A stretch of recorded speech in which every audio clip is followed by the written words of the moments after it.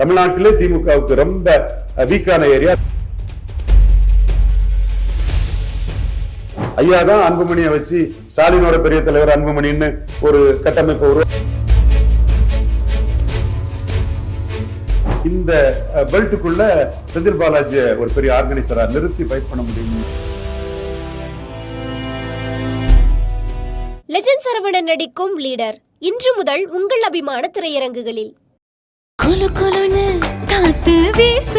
உங்கள் சத்யாவில் குளு குளு ஏசி ஆஃபர். குமுதம் ரிப்போர்ட்டர் நேயர்களுக்கு வணக்கம். இன்று நம்மோடு இணைந்திருக்கும் சிறப்பு விருந்தினர் அரசியல் விமர்சகர் திரு ரவீந்திரன் துரைசாமி அவர்கள். வணக்கம் சார். வணக்கம்மா. நலமா இருக்கீங்களா சார்? நல்லா இருக்கேம்மா. Okay sir. இப்போ மோடி அவர்கள் புதுச்சேரிக்கு ஒரு நிகழ்வுக்காக வராரு. அது முடிச்சுட்டு இங்க சென்னை வர்றதா இருக்காரு. ஆனா அவரை போய் வரவேற்கிறதுல அண்ணாமலையோட பேர் இருந்திருக்கு. அவர் போய் வரவேற்காம இருந்திருக்காரு. என்ன காரணம் சார்? அண்ணாமலையை பொறுத்தளவுல அதிருப்தி இருக்குது. அந்த அதிருப்தி ஒரு வகையில பாஜக அண்ணாமலையே நீக்கிக்கிட்டு ஒரு பெரிய லீடரே நீக்கிக்கிட்டு 18 விழுக்காடு ஓட்டுக்கு ஒரு ஹீரோவா இருந்தவரை நீக்கிக்கிட்டு 11.4 விழுக்காடு எடுத்தவரை நீக்கிக்கிட்டு நீங்க பெரிய மனிதர் சின்ன புத்தின்னு ஒருத்தரோட ரோல் அதுல இருக்கு. பலரும் நயவஞ்சிய நரிகள் அந்த ரோல்ல எல்லாரும் ஒன்னா சேர்ந்து அண்ணாமலை இது பண்ணிட்டாப்ல. அந்த நரிகளுக்கு தெரியும் நான் யார சொல்றேன்னு. சோ இந்த இடத்துக்குள்ள அண்ணாமலை தன் அதிருப்தியை காட்டுறாரு. இது பார்லிமெண்ட் எலெக்ஷன், மோடிக்கு முக்கியமான எலெக்ஷன் இல்ல. இப்படி சட்டமன்ற எலெக்ஷன் எப்படி ஐயா எடப்பாடிக்கு முக்கியமான எலெக்ஷன் இல்லைன்னு மோடி டீச் பண்ணாரோ அதே மாதிரி அண்ணாமலை 29 மோடி பிரதமர் எலெக்ஷன்ல தன் முழு சக்தியும் காட்டுறதுக்கு முயற்சி பண்ணலாம். இப்ப இதுல நம்ம அந்த அளவுக்கு ஒன்றும் ஆக்டிவா இருக்காண்டாங்கிற என்ன ஓட்டம் அண்ணாமலைக்கு இருக்கலாம். Okay sir. இறுதியா இந்த கேள்வியோட நிறைவு செய்யலாம். இப்ப காங்கிரஸ்ல தோற்கக்கூடிய தொகுதிகளா பார்த்து டிஎம்கே கொடுத்துருக்காங்க அப்படின்ற ஒரு பேசுபொருள் இருக்கு. எங்கெங்கெல்லாம் திமுக கொஞ்சம் தடுமாற்றம் இருக்கோ அதெல்லாம் காங்கிரஸ் கொடுத்துடலாம் அப்படின்ற மாதிரி கொடுத்துருக்காங்க அப்படின்ற ஒரு பேசுபொருள் இருக்கு. இந்த சூழ்நிலையில காங்கிரஸ்ல பாமகவுடைய முக்கிய நிர்வாகியா இருக்கக்கூடிய ஜி.கே. மணியோட மகன் இணைஞ்சிருக்காரு தமிழ்குமரன். இது காங்கிரஸ்க்கு இன்னும் வலு சேர்க்கும் அப்படின்னு நினைக்கிறீங்களா? தமிழ்குமரன் பெண்ணகரத்துல அவங்க அப்பாவுக்கு செல்வாக்கு இருக்கு. மணியண்ணன் செல்வாக்கானவர். என்கிட்ட பாமக இருக்கும்போது ரொம்ப பாசமா இருப்பாரு அவரு. இதுல இந்த மாதிரி சில இதுகளை நம்ம இது பண்ணிதான் தீரணும். அண்ணன் ஒரு நாள் கேட்கும்போது என்னன்னே நம்ம கூட தானே இருந்தீங்க, நீங்க இப்படி ஐயாவுக்கு எதிராக அன்புமணிக்கு ஆதரவா பேசுறீங்களேன்னு கேட்டுவிட்டாரு.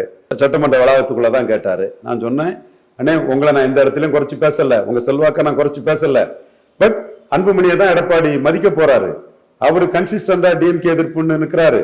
ஐயா தான் அன்புமணியை வச்சு ஸ்டாலினோட பெரிய தலைவர் அன்புமணின்னு ஒரு கட்டமைப்பை உருவாக்குனாரு. அதுல இப்ப பேரம் பேச முடியாது. அந்த இதுக்குள்ள அன்புமணி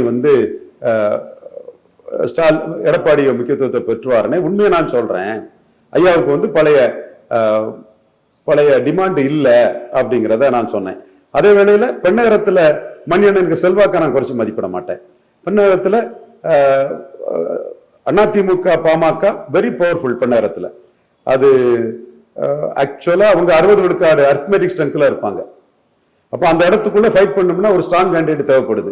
அந்த வகையில ஸ்ட்ராங் கேண்டிடேட்டா தமிழ்குமரன் லைக்காவோட இது ஒரு கட்டத்துல 2009 பாமக அடிபட்ட பிறகு நான் தான் அந்த ஸ்கெட்சை போட்டு விஜயகாந்தை பயன்படுத்தி கலைஞர்கிட்ட விஜயகாந்த் ஜெயலலிதா சேர்ந்தா 40 பேருன்னு அரசியல் ரீதியான ஒரு த்ரெட்டை கலைஞர் ஐயாவுக்கு கொடுத்து அவரு பாமகவை அதிமுக தள்ளி விட்டதுல பாமக எல்லா தொகுதியும் அடிபட்டுட்டாங்க சொல்லிதான் செய்தேன். அதை ஜூனியர் வார்டெல்லாம் பேட்டி கொடுத்திருந்தேன். மனிதநீதிக்கு அடிப்படையில் நம்ம செய்யறோம்.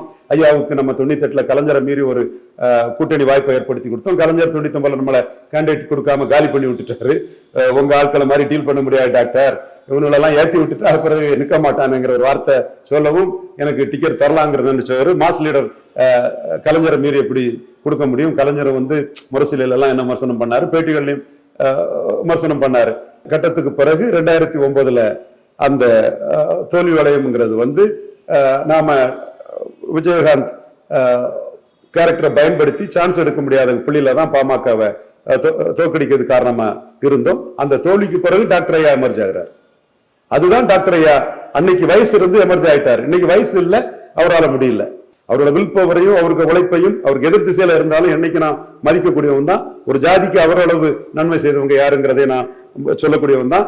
ஜெயலலிதா அவருக்கு செய்த அநீதிக்கு ஏற்க ஜெயலலிதாவுக்கு தண்டனை கொடுத்துன்னு அவரும் சொல்ல மாட்டாரு, குடும்பத்துல சொல்ல மாட்டாரு. நான் எனக்கு நியாய உணர்வு இருக்கனால அதை சொல்லக்கூடியவன் தான்.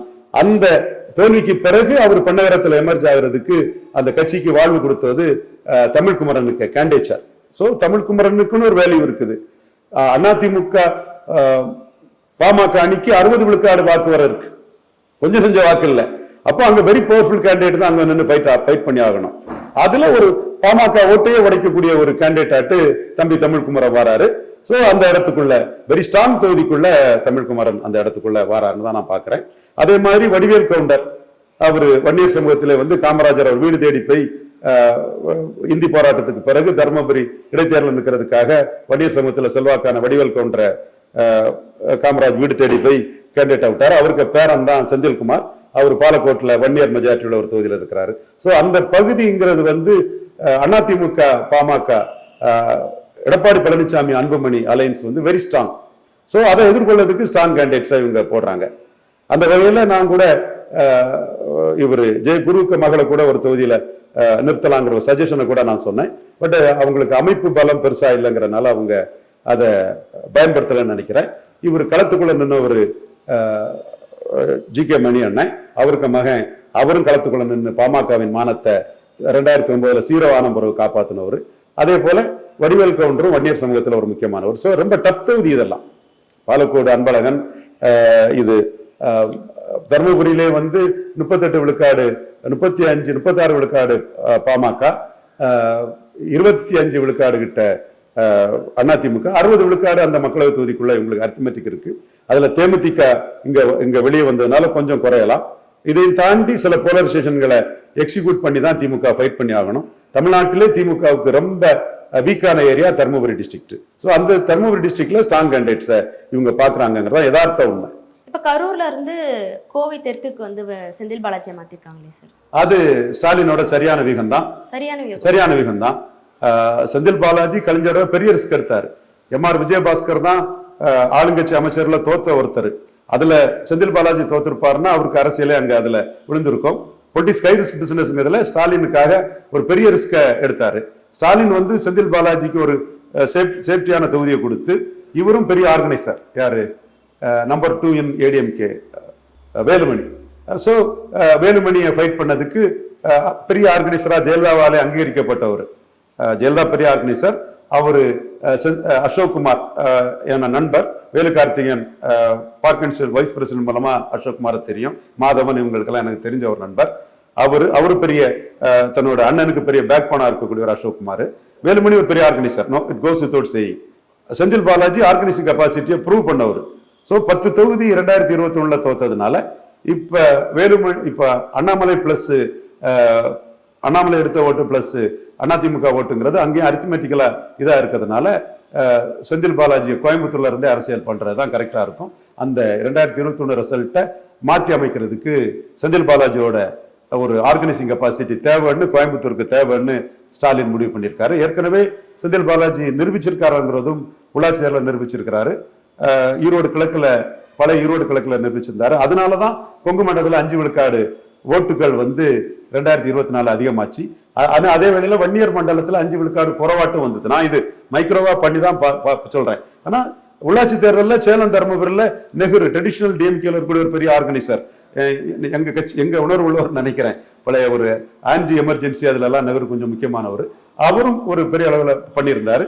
இப்ப இந்த பெல்ட்டுக்குள்ள செந்தில் பாலாஜியை ஒரு பெரிய ஆர்கனைசரா நிறுத்தி ஃபைட் பண்ண முடியும்னு ஸ்டாலின் கருதுறாரு. அதுக்கு கோயம்புத்தூர்லயே செந்தில் பாலாஜியை மார்க் பண்ணியிருக்கதா நான் கருதுறேன்.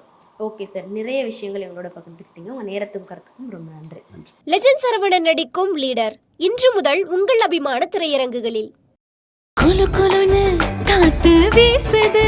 உங்கள் சத்யாவில் குளு குளு ஏசி ஆஃபர். சத்யா